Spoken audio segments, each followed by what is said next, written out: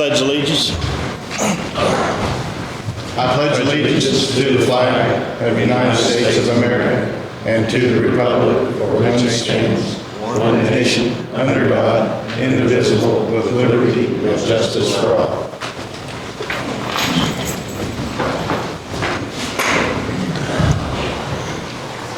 Our first thing on the agenda this morning is we have a representative from DLZ about their handicapped entrance that we're wanting to work on. So I think Sarah, she's going to come up with some illustrations and... Commissioners, we don't hear any sound.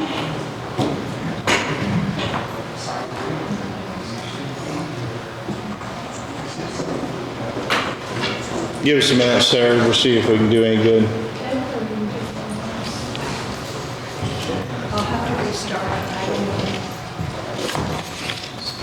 Let's continue on. Yeah. She's going to have to shut it down and restart, so we'll continue on. We'll see if we can't get you back on here in a minute. Okay.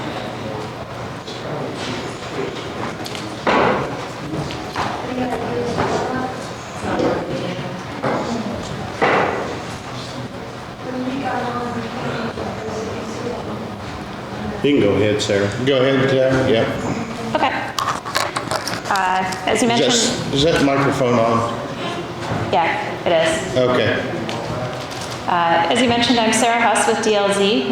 We were contracted late last year to take a look at the accessibility of the entrances to the building, understanding that there were some concerns over the steps just in general for most people, but also about wheelchair accessibility and the proximity of your existing parking to the south entrance that's currently designated for such. So as part of the study, we went through... We lost it. Do you want me to wait or just talk louder? Hang on.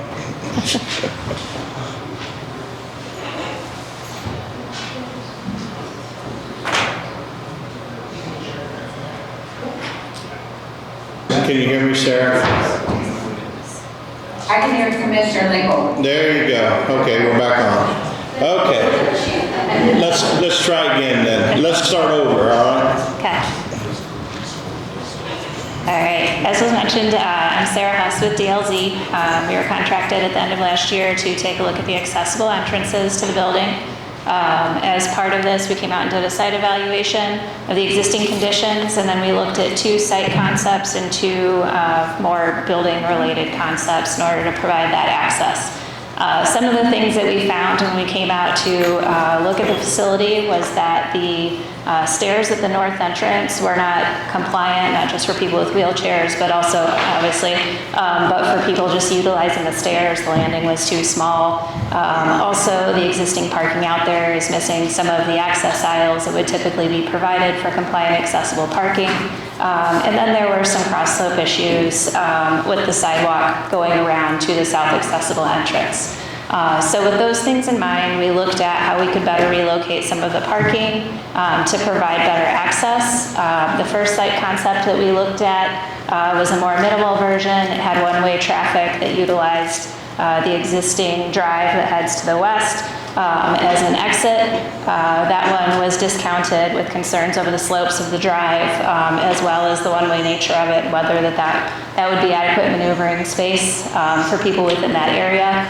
I'll talk about this preferred concept to the end. This is very consistent with the second site concept that we presented initially in the study. The other 2 options that were looked at, one included an accessible ramp that went from the parking lot level down to the basement, that the entire ramp would have been exterior with switchbacks. It would have impacted some of the mechanical and storage space in the basement, and then that would have utilized the elevator to come up to all of the county services.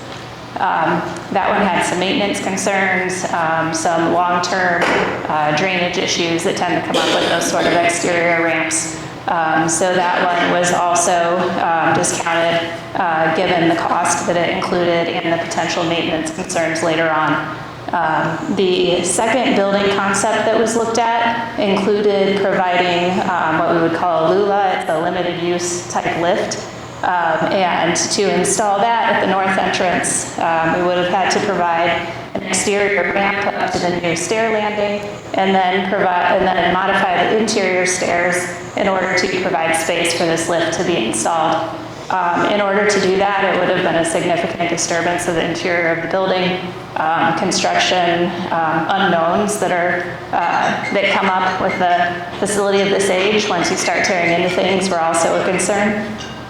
So in the end, the group that we met with wanted to proceed with this preferred option that we're showing here.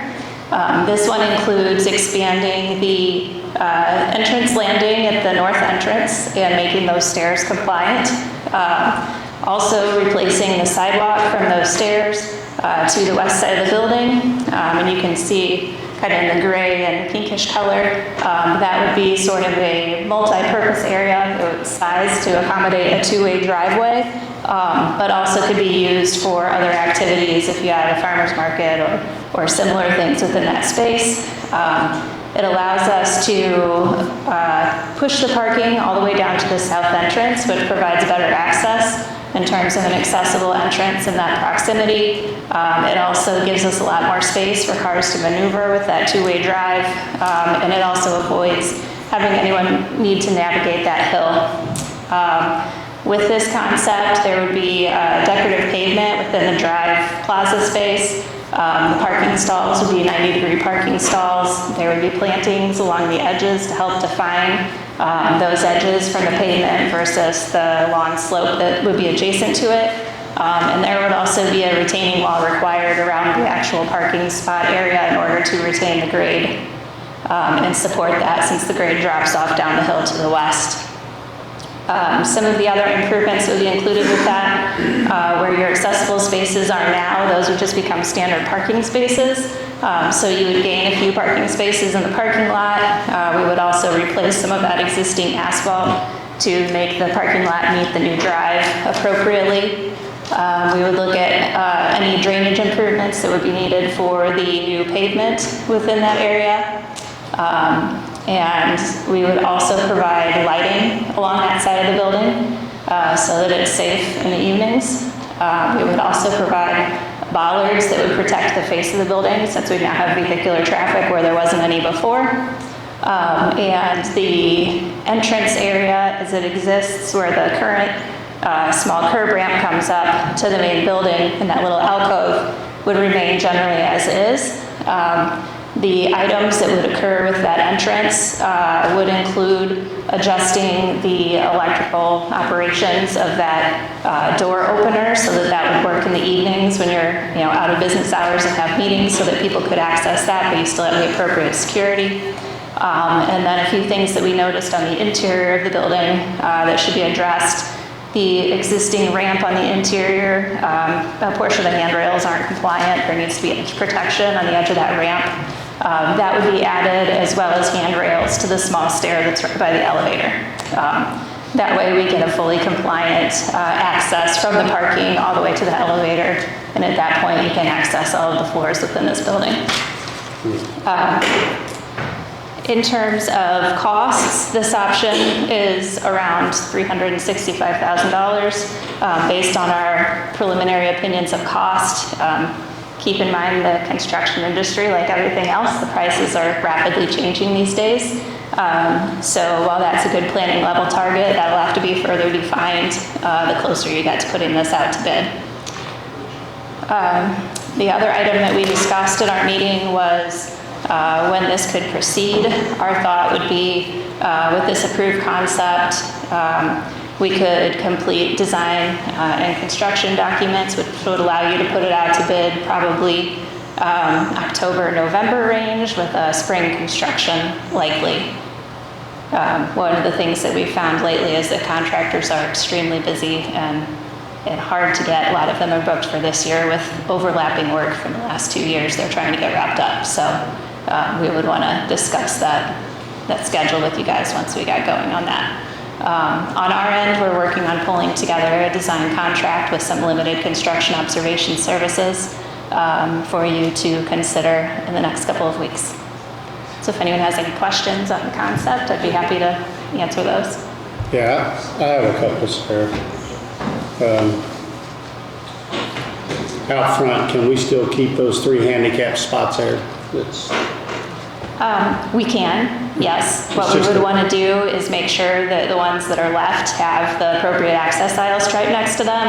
And parking spots are also required to have a post sign. So we would need to install those, but we've typically, in a situation like that, they make post signs that have a built-in bollard so that if somebody hits them, they're a lot more protected, so that's what we'd recommend. Sure.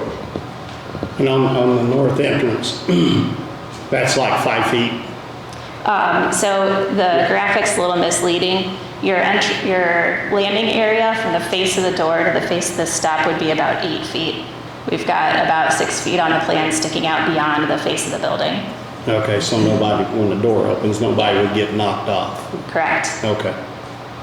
And then out front, the landscaping, these big circles, how much room are they gonna take up? Because it looks like they're out into the parking spaces. So those would be a ornamental tree. So we would specify something that would branch above head level so that those wouldn't interfere with people getting in and out of their cars. That is one of the requirements of accessible spaces. You have to have at least 8-inch clearance height-wise above the spaces. So that was our thoughts, either we gotta make sure that that tree is limbed high enough, or put some kind of greenery just real low that when you open the door, it'll clear it, you know?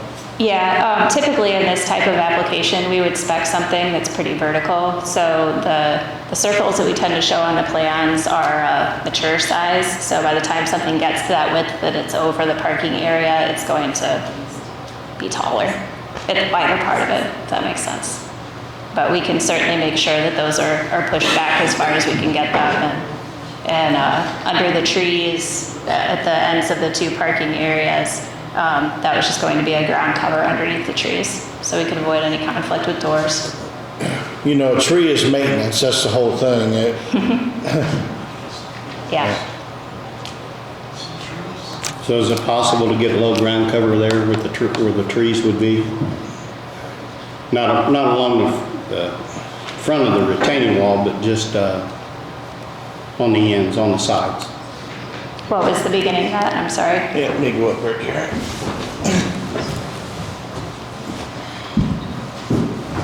We're concerned about here and here, not these as much, Yeah. but here and here is what we're concerned about. Yeah, the intent was that this would be very low underneath here. Something that would maybe be 12 to 18 inches. at Yeah, most. that's right, that's what we're Yeah. after. Yeah. And then also a lot of lighting along here. So we have, and we'll look at spacing more in design, but we have more traditional light poles at a couple of locations here to provide some overhead light. And then the bollards that are along the building. Oh, they'll be lit also? Those will be lit as well. Okay. Can we get another parking place out front? Yeah, what we're thinking about, Maybe more. where am I? Where's the notes over there? These are your existing spaces Yeah. over here. We're thinking about kind of redoing those and leaving those there Then also. you still gotta walk, you still have to get from there into the building. Why can't you put another parking place up front and make the shrubs a little bit smaller? So we could push this out a little bit further to get another space fit in, because you could share access aisles. So we have these 2 spaces sharing an aisle, at the end of this one with its own aisle. So you can put another space over here, and then maybe we just do a thinner landscape border kind of behind On that. both sides? Probably just on this side. On this side, you'll have, the service drive drops off, so we can't go further Oh, this way, or we would yeah. have to rebuild the drive. Yeah. And the intent was to rebuild as little of that as we needed to. What do you think, guys? One of the things to think She's about. saying, I can't see it. yeah, she's saying, I gotta get my bearings, but this one she can't change because of the drive. But this one, she could narrow up and get another space there. That's fine. So you have to have 60 inches from the face of the door before anything drops off like that. But we were showing about 6 feet up this way, and then you've got some of that that's recessed. But they did mention wanting to push that out a little further, probably 8 feet, just to be generous, which is no problem. Yeah. Yeah, because the door swings up pretty wide. So I think we're good then. Plenty of lighting, yeah. And we'll push this out and get a fourth spot there. Keep the landscaping low. That's it, right? Yeah, the only other thing we have is that door, make sure it's Yeah, make wide, sure- the landing's wide Big enough. landscape landing there, yeah. Yep, you can push that out a little further.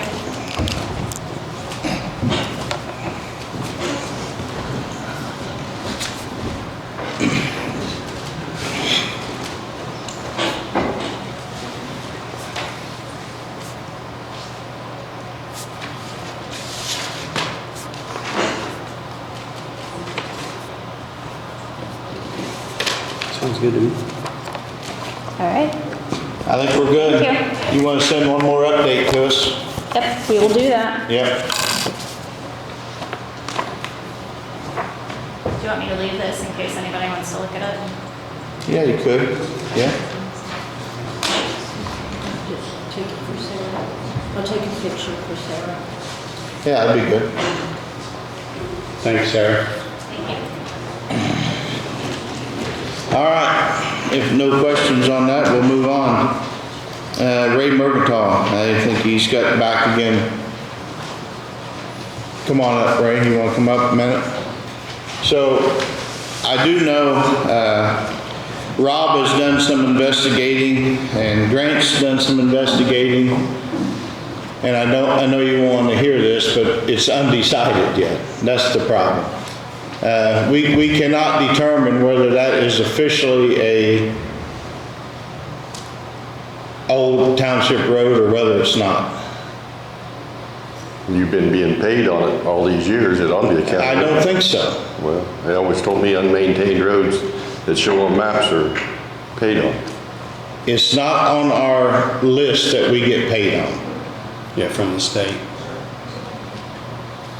Well, that was the access road to 120 acres when the property was bought, so it still should be its access. I know I told you that we would have an answer for you today, but I don't. There's still, how much more time you need, Grant? Another 2 weeks? Yeah, we can have more by the next meeting. Do we know what any of the neighbors, how the neighbors weigh in on any of this? I haven't heard from any of them myself. But if it cuts across on neighbor, like through the middle of the property. Have you, Ray? You talked to the neighbor? No, it's not my job. And I think it does show up as a township road, but I don't know if we ever have any indication that the county took over. I don't think there's any indication it was ever maintained. I don't think there is a formal vacation, but I'm not sure if it was actually ever accepted as a county road. Yeah. I don't think, as anybody, it's not on the State we list. get to the state list. No. And there is, I think there's other access to the track from another road, but the issue is there's a ditch across there. It's a different set of property, but there was a boundary line there at one time. When that property was bought, that's the only access it had when that property was purchased, until it butted up to the farm it's next to. Okay. But just because you bought it and butted it up doesn't mean you relinquished your access in. Whether it's 5 years ago or 80 years ago. Yeah, I see your point. That was its access. Are they separate tracks still, or are they group together now? They're all probably together now. Okay. But Is anybody- it's on the township line also.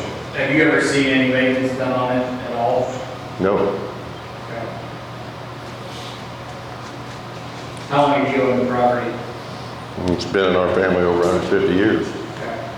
That personal piece of property since back in the 40s. The back part there. That 120 acres, my uncle bought it originally back in the, I'm not sure when, but my dad got it from him in the 50s.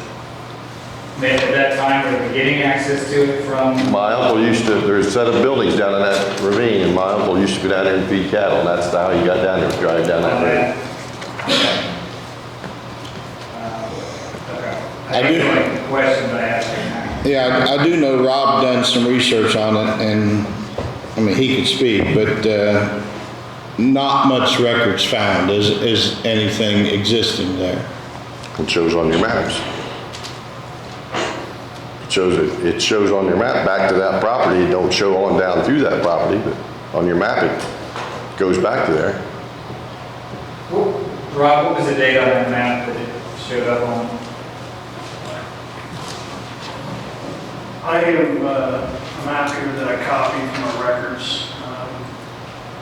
It's just one part of it. I'd have to go check and see exactly what. The one I got says 25. 1925. Yeah, it's probably the same one, I just have a small section. Okay. The property that he's looking at, trying to provide, it's in the name of George Gross, 72 acre tract and an 8 acre tract. And I'm sorry, I wasn't here at the last meeting, at least for that part of it.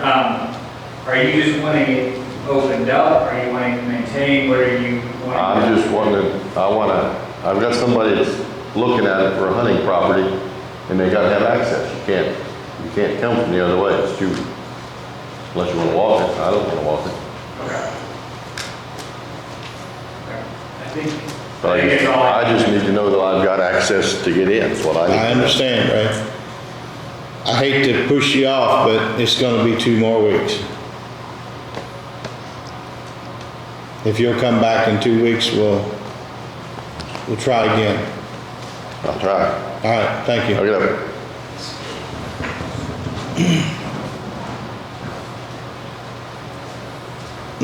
Next is Hans Beck.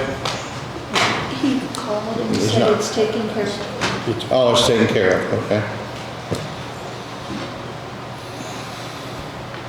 Nancy Means? She isn't here. She Okay. provided that though. Okay, let me go back here.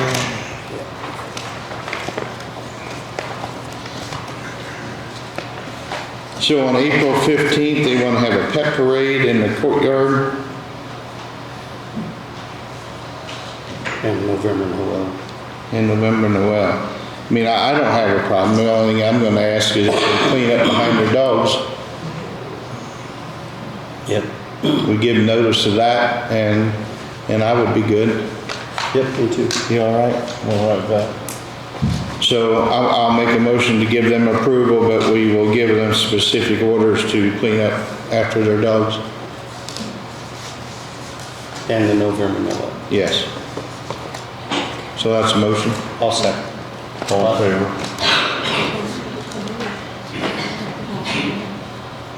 That's fine. Yeah.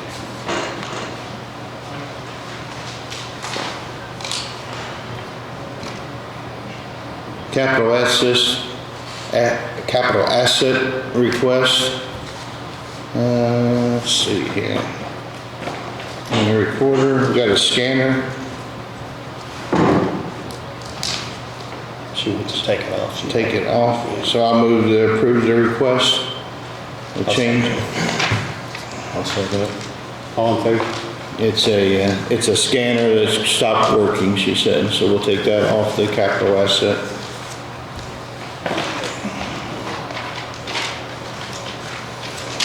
And, I'll move that,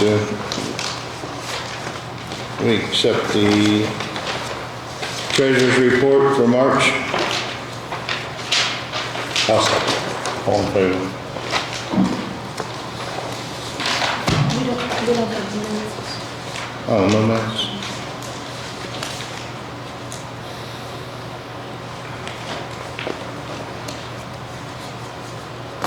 So we got claims.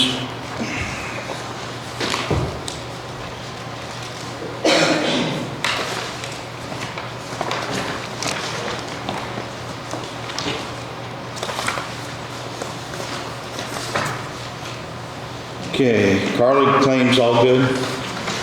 So we got claims of $308,932.93. I'll move to approve. I'll second it. All in favor? And payroll deductions of $196,857.36. I'll move to approve. I'll second it. All in favor?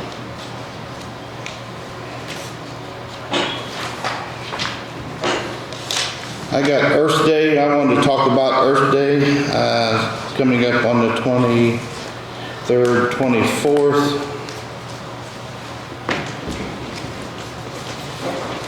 At the last meeting, we talked about putting dumpsters out at a couple of locations in the county, and Mr. Wilson wasn't here. As soon as I mentioned that to him, he brought up the fact that last time we done that, we had all kind of problems. People put used oil in the dumpsters, they put tires in the dumpsters, and then the transfer at the landfill, they wouldn't accept those roll-offs. So we're gonna only accept the garbage for Earth Day back to the transfer station. So everything those 2 days that the people pick up from the county that want to bring it in for Earth Day, it'll be free and it'll be back to the transfer station. We got, I think our motion was up to 20 tires per household. Anything else I need to add? We can take used oil. Just no hazardous chemicals. Yeah, no hazardous chemical. Yeah, We can take tires, we're not set up for hazards. take oil and antifreeze. Yeah, both days, Saturday and Sunday. Yeah, that is from 8:30 to 3. We'll have people so Saturday and Sunday, 8:30 to 3, we'll have people at the transfer station.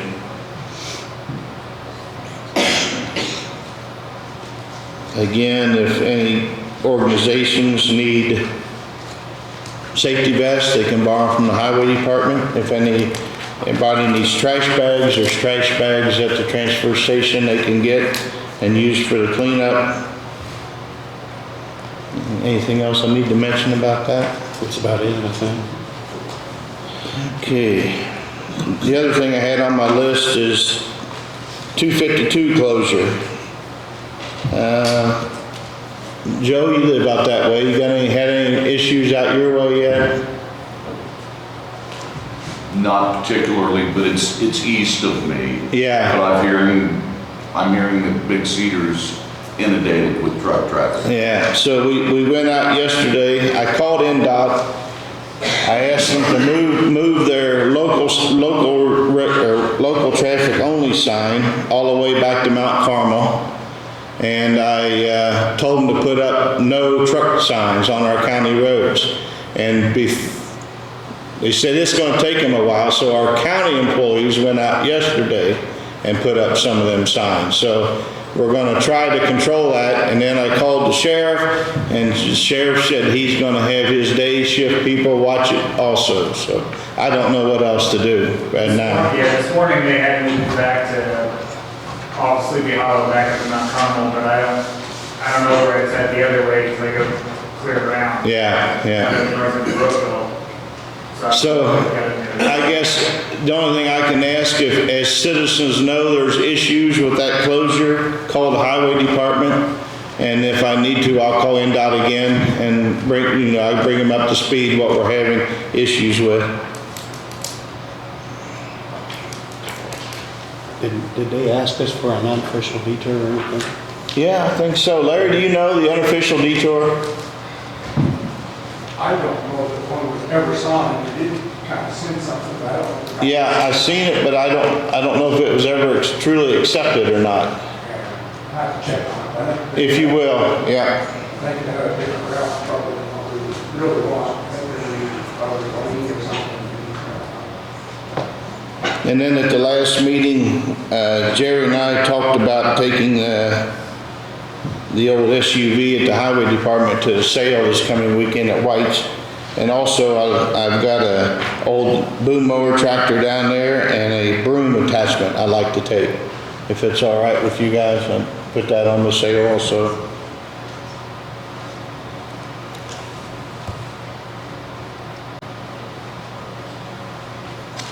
I think that covers everything that I got on my list. I wanted to address the information that Mr. Patterson brought up from the council meeting Tuesday night. It was kind of a shocker to us all. He's trying to use information that I'm going to call it fake news, trying to stir things up, I guess. We've had Grant, we've had Carla do a lot of research. Carla, can you speak to the research that you've done?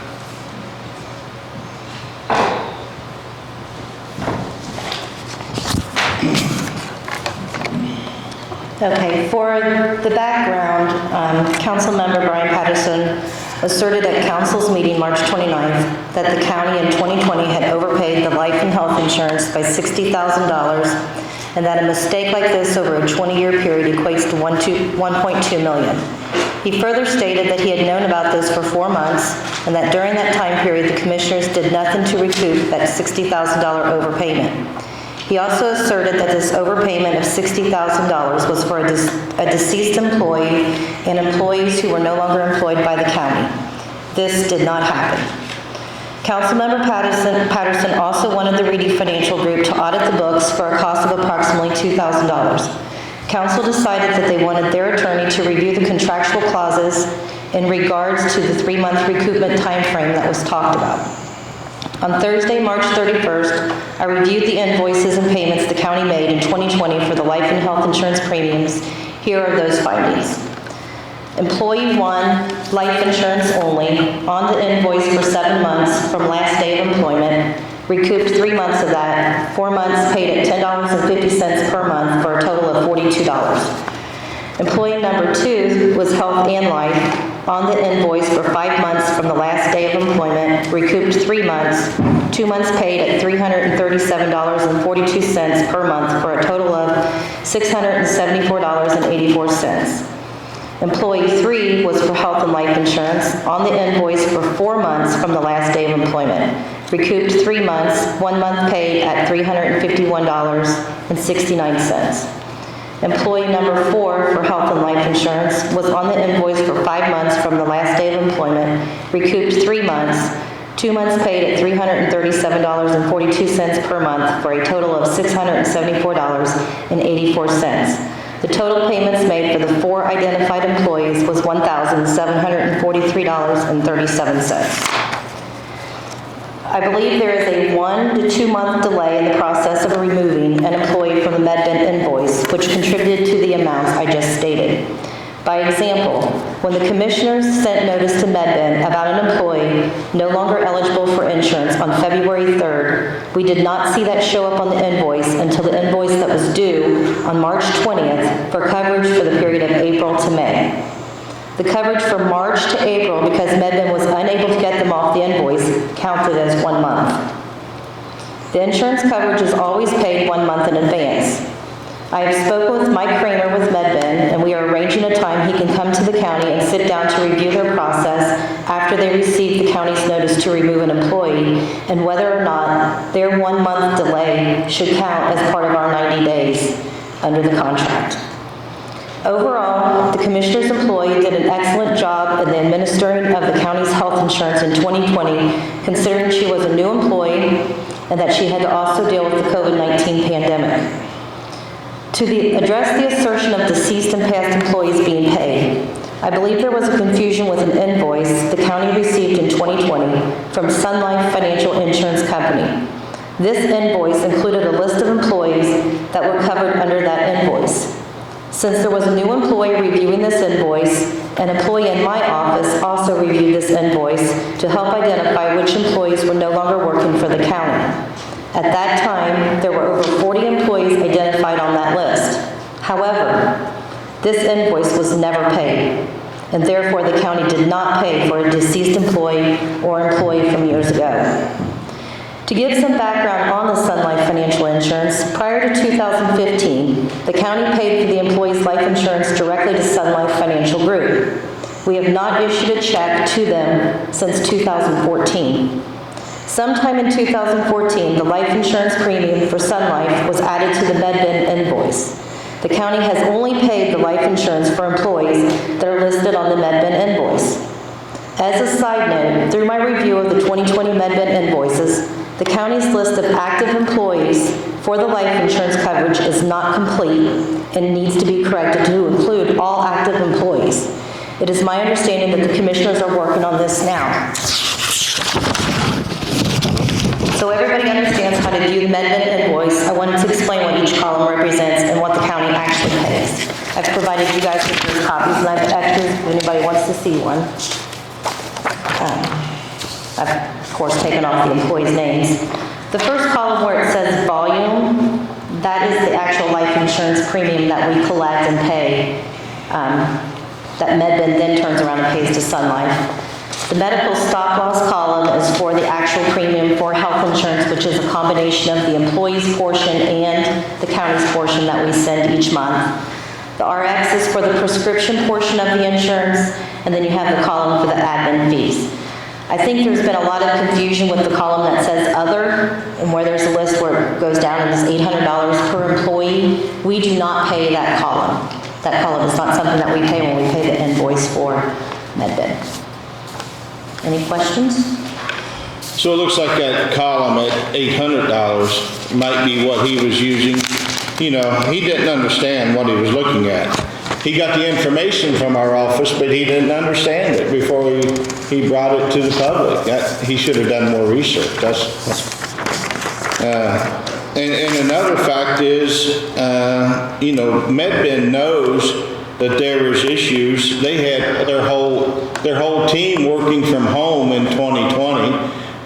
It was horrible to get a hold of them when they was working at home, and they've been put on notice even about the $1,700.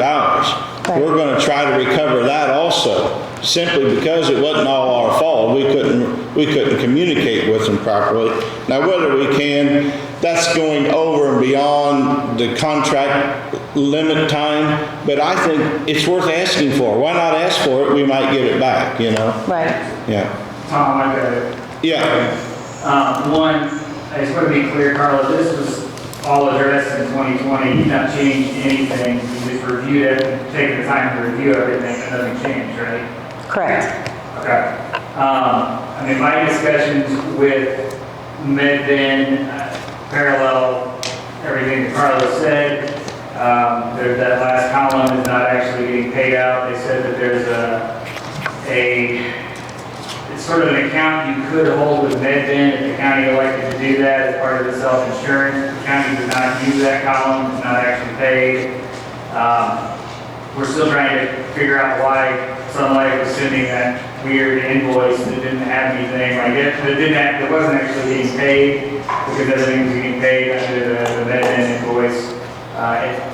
My guess would be that since you continue to be a customer, some computer was spitting out that invoice someplace at Sun Life, but does not appear to have been the actual binding invoice. I do have, as far as my charge directly from council, I have in writing that on the MedBen contract, the part about the 3-month retroactivity, it says basically MedBen's fees and any vendor fees that are passed along to MedBen, for MedBen, if there's an erroneous overpayment, you can go back 3 months, in the case if there's an employee not reported. So I think that was correct, what you're told initially. The underlying Sun Life contract, they are saying that it is in something with Sun Life as well, but I don't have that in writing yet. MedBen's working with me to try and get the copy of that in writing because they know it's important for a situation and they're really trying to help us get to the bottom of this. But I don't have the Sun Life 3 months in writing. The other thing I think we may want to do, because of the way this came out in the media, I'm afraid if it gets back to the state board, they're going to see the $1.2 million number and freak out. And I think probably it's best if Carla and I preemptively contact the state board and say, no, that's not what occurred. Here's what actually occurred. Because if that triggers an audit, that's going to cost the county a whole lot of money, a lot more than $1,700 that the county has to pay for an audit because of this, because of what occurred. So I think that's where I would be. And I think I'll continue running down the Sun Life step for council, but I think there's good odds that Carla and I should reach out to the state board just to make sure preemptively this gets handled. I did reach out to the public access counselor because it is sensitive on these records. And the public access counselor and I agreement that if somebody wants to see the MedBen bills, that's fine, but the names are gonna have to be redacted because it does deal with, you know, an employee's personal matter. And I had a discussion, it's funny, sometimes I call and I accidentally get directly the actual access counselor, and that time I did, so I got to talk to the actual guy, and not even just staff, and had a good conversation with him. So I think that's the best direction. I'll keep working on the sunlight thing, and probably Carla and I should reach out and make sure we don't, the county doesn't end up getting unfairly dinged on an unnecessary audit when we get this running around. Yeah, that one point that Carla brought up about when we had employees, when we reported them right at the end of the 3-month time period and they dinged us for an extra month, it was within the next time frame reporting period. So we could fight that. We could have Grant go back and fight that, but it will probably cost us more to pay Grant than it would what we would recover from MedBen. So I think personally we'll ask them for their forgiveness. Maybe they'll give us the money back and be done with it, you know. And I will get the 3-month thing squared away so that we make sure everybody's on the same page, but I'm going forward, and Carla's working on that too. Yeah. Right.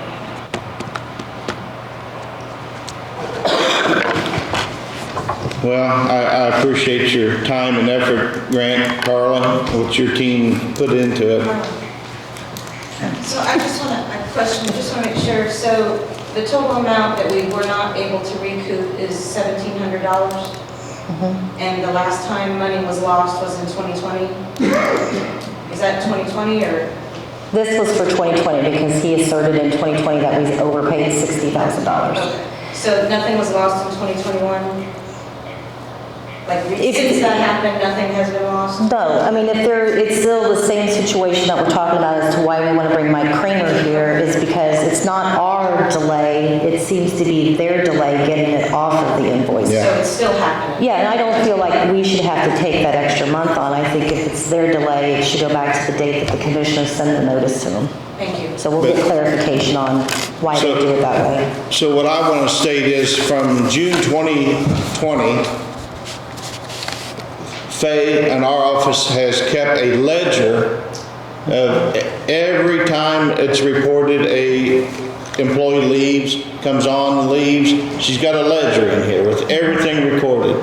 So we've got documents now. Right, and we worked together, our offices worked together to establish a process, mostly for internal controls for the State Board of Accounts. And we're going to probably add one more just because of this 3-month time period. I'm not sure it's going to matter though if they're allowed an extra month that, you know, if we give notice within that 3 months and they're still allowed another month, we have to pay for that. There's nothing that our 2 offices can do about that. But we've established that there are sometimes issues. The department heads need to be very much aware of the fact that when an employee does leave their office, that they make sure they contact the commissioner's office. That has been, in the past, an issue where they're not getting notice in a timely manner. Yeah. So if we need to work on anything, that's maybe a notice to go out to all the elected officials and to the sheriff of that. Vehicle insurance. Oh, vehicle insurance. He also asserted that we've been paying for insurance on vehicles that we don't have. So I know my own company, we operate under fleet insurance, just like we do here. Vehicles come and go off of your fleet insurance during the year, and there's no instant change of dollars when you're on fleet insurance. You sell a vehicle, you add one, and that happens throughout the year.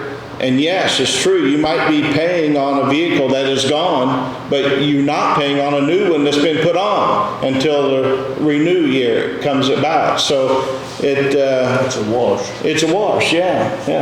So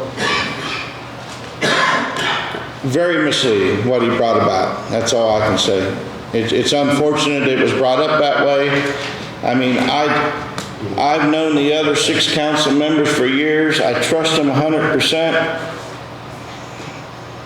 I don't know what else to say. It's not their fault, what Brian done. The vehicles. Tom? Yeah. Normally, I don't pay attention to much posted on Facebook or Chatter or whatever, but some people brought that to my attention. Who posted that on Chatter? Was that a media outlet or was that? I have no idea. That was you? Well, I think you owe council and commissioners an apology. It's in a public meeting, it's available to the public. Well, but you posted on the front of that, look how your elected officials are reacting to a person trying to bring something out, and it was false. So I think you owe an apology. Thanks for your opinion. Well,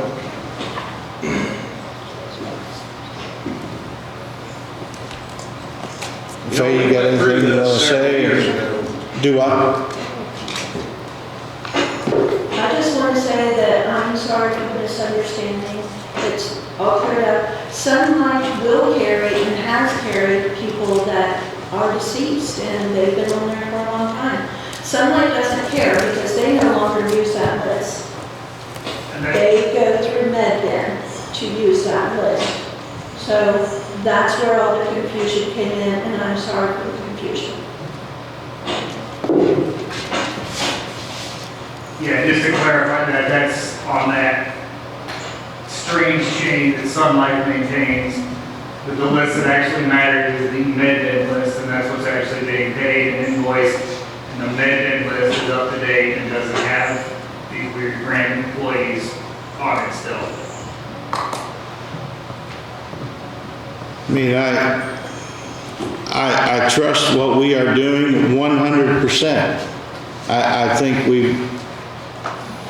I think our office has done a good job. These ladies have done, I mean, going through the COVID thing, yes, we missed $1,700. It happened. We made a mistake.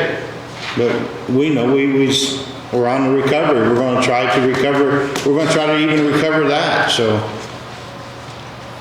I don't know what else to say. Anybody else got anything for today? Yes, ma'am. Well, this is Sarah Duffy, and I'd like to ask you a clarifying question. Yeah. Since we have the auditor and have Mr. Sizemore here, the column from the MedBen bill that has the other and the $800, is that the amount that is suggested that the county set aside each month for the health insurance claims? Is that the amount that's budgeted per employee per month? Let me take a first crack at that because I did just ask MedBen that directly the other day. They said again, so it's $800 and it's a suggested amount if we use, I don't know the exact word, but it's basically their reserve fund. They have a reserve fund you can keep in a house at MedBen if you elect to do so. It's the amount they suggest for that reserve fund. I don't think it correlates to, Carly can chime in on this part of it, it correlates to what the county has actually determined is needed and what the county's doing on a per employee basis, but it's if you use their specific fund, is what I was told is what they recommend, is that $800 per employee. So it would be a reference number for the county? Was that? I think it's just a reference if you use that fund. Carla, do you know how much the county is actually putting in per employee off the top of your head by chance? Not off the top of my head, but it ranges anywhere from like $1,200 to $1,700 a month is what's budgeted. I think that budgeted amount is based on historic background of actual medical costs and all that thing as far as keeping that. When council goes through the budget, they sort all of that out to keep the correct amount in there, to keep that self-insurance pot in balance. With the balance that Reed Group is recommending that they have in that fund, that's how that amount comes about. Thank you very much. That makes a lot more sense. Joe, you got something else? I got actually a couple of things. Just real Yeah, come on up, do it, podium. Yeah. This is something that's not fake news. But anyway, Metamora Fire Department got with me a while back. They need some 800 radios, and which they got with me as council because they're in my district. I have 3 volunteer fire departments in my district: Blooming Grove, Metamora, and Laurel. We're talking with the commissioners. Instead of me requesting this through council, they're going to take it through the ARPA. Yeah, American Rescue. Okay, the American Rescue Plan they got, in which the 2 radios total, the 3 radios, total $6,546. So the commissioners are going to take care of that for Metamora Fire Department. So, and then secondly, I've had several complaints, Elm Tree Road. Evidently, triaxle dump trucks and big dump trucks are shortcutting to go to Derbyshire. And people are, they're meeting them in the curves, and that road's really only wide enough, for one vehicle. So is it other counties yet using that? The one guy that has told me the most, he's kept track, a company by the name of DJM, and then Fayette County. Fayette County still using it? Yeah. No, They're not? You put it into that? Oh, you put it into that? Put it Okay. into that. I called the commissioner of Fayette County, and he stopped it. We see him going out watching them. They're going around All right. 52 to 220. Then I'd like to retract that then, because he probably don't know that, which I didn't know. Yeah, but there is a bunch of private dump trucks using it. But he said the other day that a couple of dump trucks come through that has the 2 axles, and then the 2 that come down, or what, I don't know exactly what them are called. The big ones. Yeah, the quads, yeah. So that's probably going to hurt, Elm Tree Road, not only the safety factor, so. So can we sign that road? I may be wrong on it, Larry, correct me, but I think unless you have a bridge or something with a weight limit on it, they pay road tax and fuel tax and stuff, so they're allowed to use that road. And I don't think we have a bridge that's got a weight limit on Elm Tree, do we, Larry? I don't think there's one on Elm Tree, there might be one down there on the old 52, we could possibly, I don't know if it's supposed to, I have to look it out.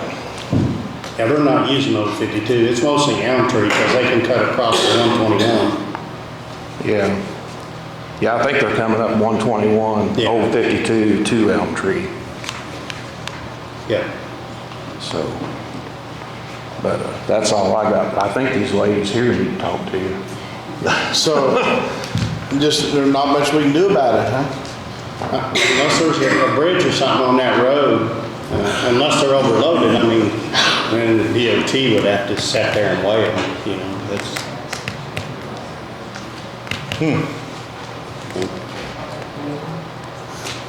I just, they're telling me. Yeah. I'm passing it on. All right. I guess all we can do is watch that road and see if it gets torn up exceptionally bad, and maybe we can do something then. I don't know. All right, thanks, Joe. Yes, ma'am.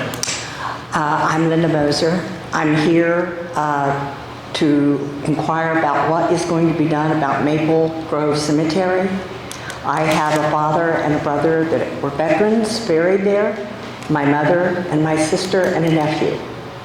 And the runoff from Mr. Komp's property that he purchased is tearing the section that they are buried in. It's destroying it. There are ditches. It has moved some of the headstones. The veterans' plaques that are there have been moved off of the original site. And my understanding is this has been going on for a year, that I'm not sure, I think it was commissioners, counselors, and others were made aware of this. It wasn't as bad, but it is getting worse. I've been out to see it.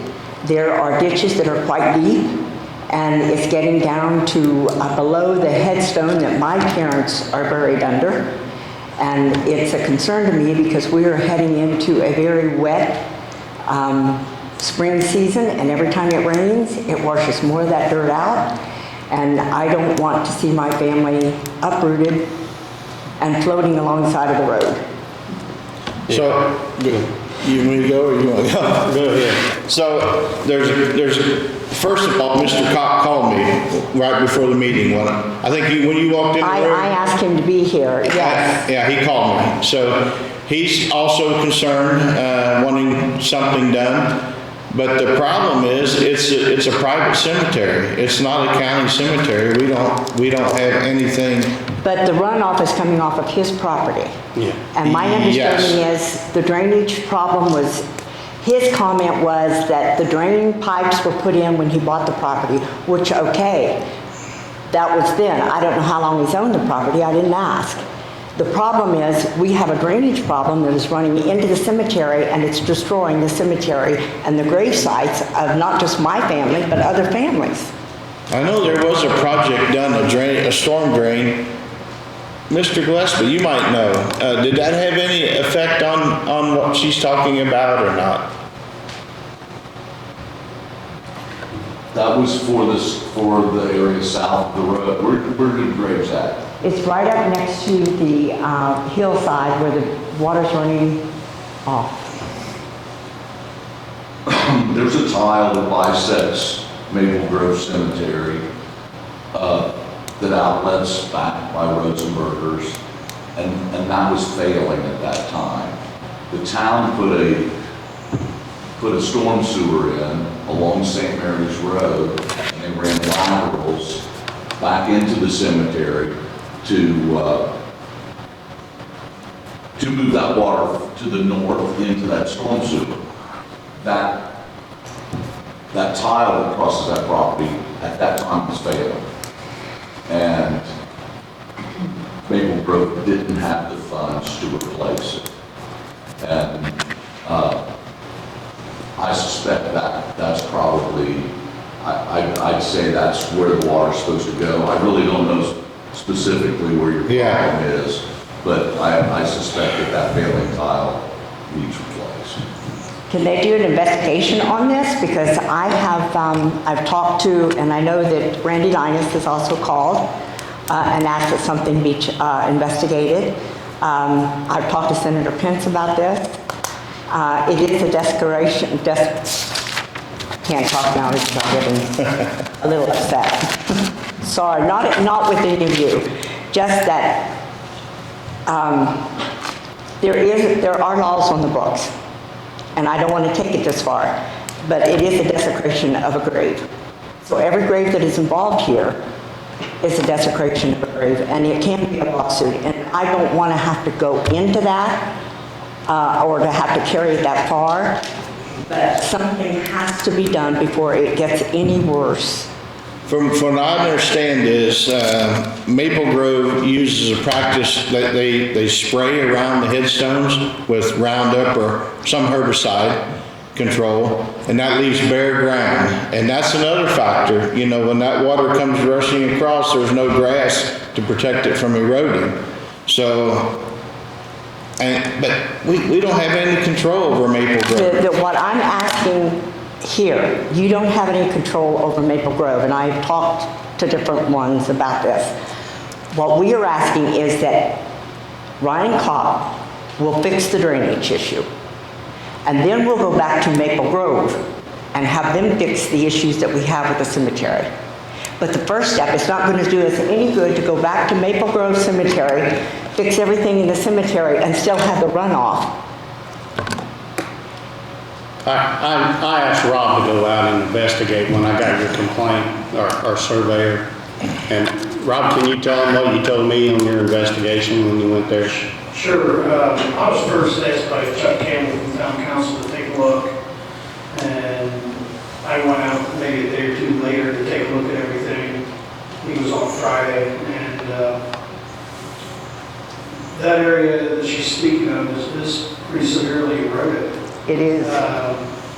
It's going to become an issue if something's not done with it soon. However, I walked all the way to the fence. I can see where the drainage tile that Mr. Gillespie's speaking about, there's a catch basin in there, there's a drainage pattern that comes in from the, I guess from the west, and collects all the water and some through the cemetery as well. And then also the water that comes off of the croplands runs off the hill and runs down and collects in that drainage swale and then ultimately in a catch basin that dumps out to the east.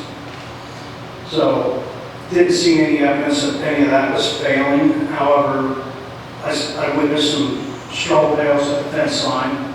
It looks like somebody's trying to attempt to slow down the water coming off the hill. But it's all vegetated. I didn't see any erosion on Cobb's Hill side. If there was problems with water running and channelizing, you would see channels and erosion coming down off of his property. I didn't see any of that until I got into the cemetery, and it's a result of all the spraying and no vegetation around the stones. So the water, once it gets onto the cemetery property, in my opinion, is channelizing and running across the bare ground and eroding out all the soil that's around the stones. And I think it's more of a maintenance issue than maybe runoff. But it certainly would help if a ditch was maybe cut on the south side of the fence on the Cobb's property and try to channelize that to the east where that other discharge point is. But, you know, it's going to take an effort on Cobb and the cemetery to maybe work that out, because it is a private issue, it's not a county issue. So, like you said, it's not a county cemetery. Trustees don't take care of it. I believe it's more of a maintenance and private issue on this one. Rob, I apologize if I missed this. Has Mr. Cobb altered anything you saw? Nothing that I could see. From what I understood, talking to Chuck Campbell, used to be a dirt road going up the hill, and at some point a new property owner bought it, improved the road, put some pipes under the road with gravel, and now Mr. Cobb owns it. So it's nothing that he did, from what I understand. It's been like that for some time. So, I didn't ask those questions myself specifically, but that's the story I was given. And it just, I didn't see, as a result of the pipes, anywhere coming off the hill where there was channelized flow that eroded away, making it speed up and create a situation that I maybe attribute to the heavier rains that we've been getting lately. I mean, There is some ditches coming off the hillside. We do have pictures where it is running at a steady pace, especially when we have a hard rain. So it is coming off. It's like a little mini creek after a hard rain. When you get too much rain, that's going to happen, yes. And how much rain are we headed for? And how much more rain is it going to take to wind up destroying these graves? But my feeling is improper maintenance on cemeteries, or they need to fix their problems first before anything else can happen. Compared around, it's going to be road. I'm looking at it as a dual. Hopefully, both the cemetery and Mr. Kopp can get together and work together on this, because I'm seeing it as a dual issue here on both sides. When you're on a construction site and there's erosion control measures put in for item Rule 5 permits, one of the very first things they want you to do is to temporary seed. Put temporary seed down, straw, mulch, to slow down the erosion until you can get the grade the way you need it, and then do final seeding to help hold that in place. Grass does an amazing job holding soil if it's given a chance to grow. But when you kill it, it's going to be bare dirt all the time. So what I can tell you is that the commissioners it's not our responsibility. Now, what I will tell you is I have known the Kopp family, Ryan and Kevin, my whole life. And those people will work with you. If you contact them, they will work with you. And I can't as a commissioner, but I will talk to him as a friend and as a mediator between him and the cemetery if you want me to. I would love it because I don't want to do I any can't do it work. as a commissioner, we're not involved, but I can do it as a citizen, you know? And I know Ryan and Kevin, and I'm trying I to think keep it they will work local, with so you. local will do it instead of having to take it any further. yeah. I really don't want to do that, but if that's my only resort, I really don't think it's, when water comes, Off of a hill like that. off a hill like that, it's not Ryan's problem, it's really not. Problem is, with cemeteries killing all the grass with Roundup, and there ain't no natural slow down there, it's just erodes the dirt. If he's not done something to channelize the water, to make it faster, to change the scenario, he's not done anything wrong. In Indiana, water is looked at as a common. So property owners have a right to shed their water downstream. There are exceptions to that rule. You can accelerate or you can't concentrate your water in a manner that causes damage. But it generally goes back to that common enemy rule. I am looking at this as a different situation, and I agree with you there, but we're talking about a cemetery that is being destroyed. I understand. These people can't speak for themselves anymore, but I'm not going to dishonor my family like Yeah. that. And I appreciate that. Well, Ryan is waiting on a phone call from me. I told him I'd call him back after the meeting. So I'll call him, and then maybe I can stop and talk to the cemetery out there, and, you know, I'll see what I can do for you folks. Can you give us a call? I will. Me, or you want him to call you? Yeah, leave me a name and phone number, yeah. Leaving yours because I'm a long distance. It don't matter. It shouldn't matter. The issue is that you buy property and you let water run off your You- property onto somebody else's. You gotta come up to the podium so you can be heard on the speaker. Otherwise, they can't hear you on the speaker. Yeah. I was just stating the fact that you buy property and then you, all of a sudden you find out that water's running off your property into somebody else's. What do? Don't you go and see if you can get that fixed? You just don't let it keep getting worse and worse. I mean, you're downhill a little bit and the person's got that property and you're damaging their property. They can go and say, hey, we can sue you because you let this water flow onto my property and running my field or my yard or something. What do they do about that? Nothing? So you can do that and not anybody have to have any consequences. If they haven't directed the water or sped it up, like Joe said, they didn't do anything wrong. We're just getting more severe weather. It's part of the problem.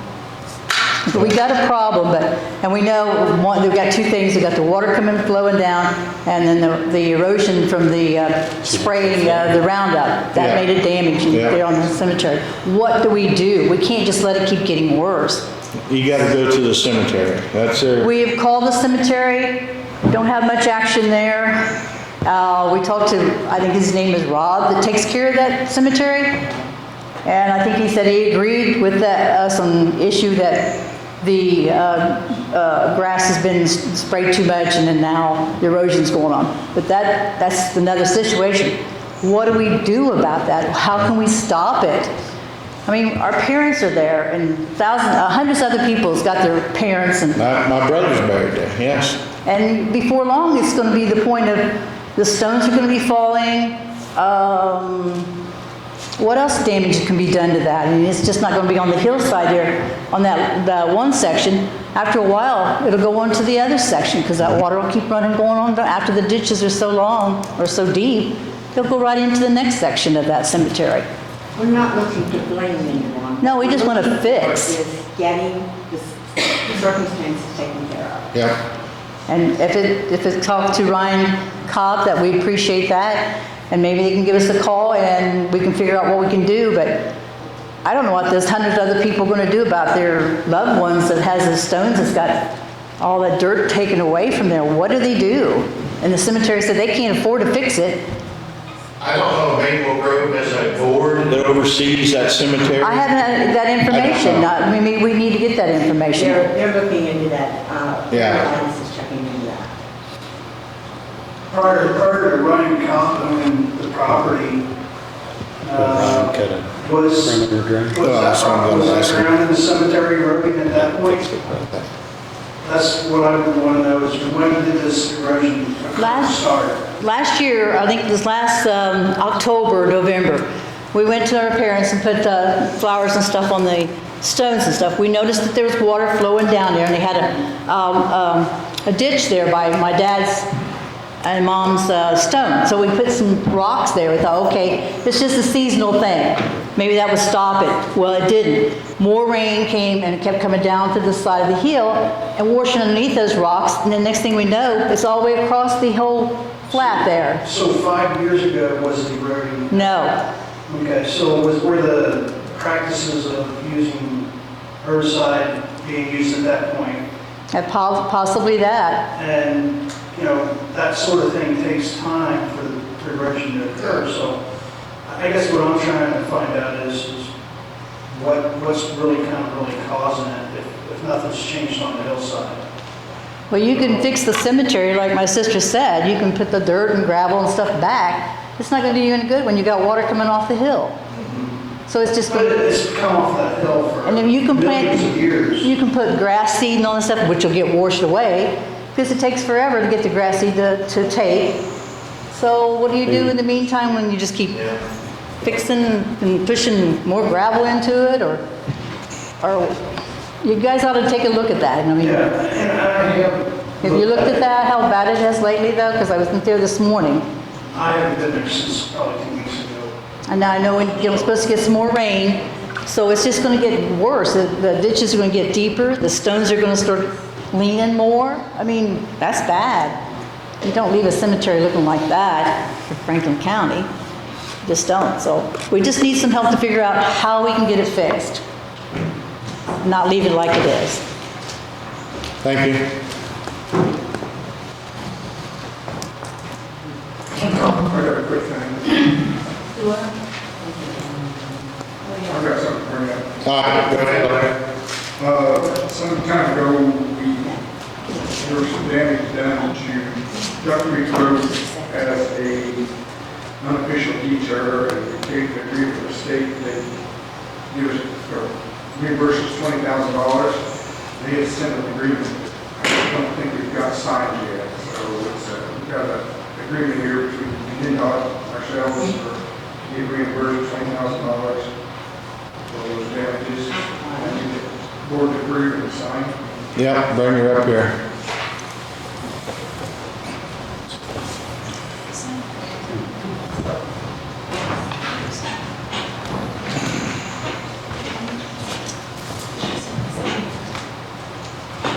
Larry, when we know about the community crossings of first Should spring? be this month, I'd say next This couple of month? weeks.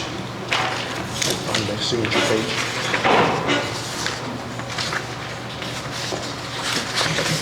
So I'll move that we sign the unofficial detour agreement with NDOT for Duck Creek I'll second it. To get reimbursed. to get reimbursed 20 grand. All in favor?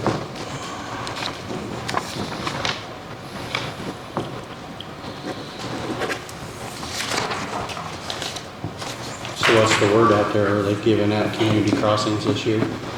They should have, well, I said, I was gonna say they should have more money, but I can't say that. But yeah, Oh, yeah, let's get a mic on him. Larry, go back to the podium. They're saying May, but they said November, and then they said about 5 times they'd give us different dates. The question was if you heard any more about the steeple. The TNT install is May the 16th, week of May 16th. And that's, I've been kind of keeping after it, and it's been the, so. They let us pay them there. Is there a time where you'll go after them for breach of contract? I mean, it's been over a year. you have that. And I know it's a simple deal, we came in, did whatever, they couldn't have any production, got behind, several employees that were elderly, decided to retire, or something, what you call it, older. They decided to retire, and so they had to hire new people. Those things. At least that's the story I'm getting from them, so. And to start over with a new company? Oh my goodness. It'd be horrible. Yes, yeah. I think there's one out on the East Coast, this one's in Kentucky, and I don't know. Let's hang tough for a while. Let's not panic yet. We do have pictures that show the steel frame and tip of it, and that's sitting there made, but. If it's gonna be installed in May, it should be nearing completion, I would think. Yeah. We should, like I've been calling, trying to keep after them, but. Will there be any penalty for them not completing it on time? I don't think we had anything in our contract. There's no liquidated damages or anything in our contract, so no. Although we are kind of maybe not paying the bills like we should. Yeah. So. We're being billed and we're not necessarily. Well, we got Mr. Graff sitting there. You got any updates between you and him and or Gobles Creek or Saint or Snail? Gobles Creek, I guess they're working, they've got kind of a tentative agreement with the property owner that we're having some kind of trouble with, and I think they're redoing some drawings on that. Yeah. And I don't know that much about Snail Creek. Yeah, so the Gobles Creek project, was it late last week, Rob? I think kind of got confirmation that it looks like we're going to be moving forward with the right-of-way there. That kind of, like Larry said, a tentative agreement. So we sent Rob some updated CAD drawings with that. So move forward with acquiring that right-of-way. Once that's acquired, we need to clean up contract documents and put those together. We have all the permits in hand. That project is pretty much ready to go. We took out basically purchasing a half acre or something like that. Yeah, so we revised the permanent right-of-way to shrink it up a little bit, which perfectly fine. Still gives you guys enough access to maintain that embankment that's being put in. Yeah. If it ever needs maintenance, hopefully it doesn't. And then a large chunk of it, changed it to essentially temporary right-of-way. We're planting the trees to kind of, as part of the DNR stipulations there, they wanted those trees planted. So, but I don't remember, I think we were looking at 3 years, I believe, is what we were, excuse me, for maintenance of those trees. So if they die off, you can replant them. And the county has rights to it. So it's kind of an extended temporary right-of-way. Yeah. And then after that time, then it would go back to the landowner. And Snail Creek? Yeah, so we're updating plans. We were able to finally contact the property owner. We had done certified mail. It came back that he had gotten it, but they never responded. Got the phone number, got a hold of him. Something happened with the post office, whatever. Got signed off on and probably shouldn't have been because he said he never actually received it. So we are working with him on trying to get that right of entry instead of acquiring right of way, just doing right of entry and do the project, get out. Plans should be wrapping up in the next week or two. Go to bid when?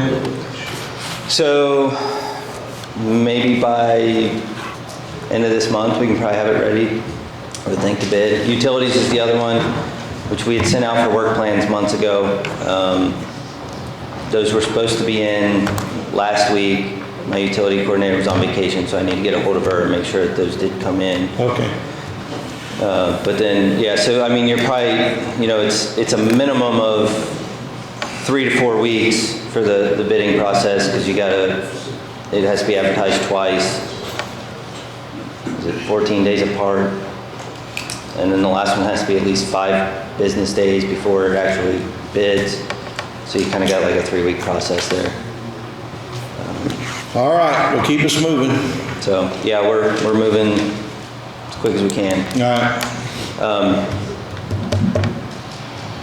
I don't know if you guys want updated estimates on those 2 projects or not. I know we had given you one on Google's Creek. I'm sure it's changed in the last year and a half. We haven't really updated it. I'm sure you guys would probably like to see that. Yeah, if you got something, bring it forward. Considering concrete and steel has gone up, 30%. All right. Thank you, sir. Can you email that, Doug? What's that, the Email estimates? those updates? Sure. Okay. Yeah, give me a couple days, but yeah, we'll get them put together. All right. Just one more. Yep.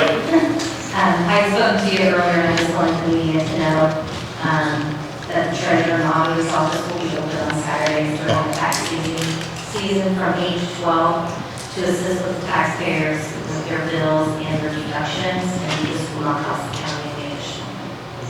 Thank you. That should help the citizens out drastically. Sounds good. Anybody else? Make a motion to adjourn. All in favor? Thank you, everyone.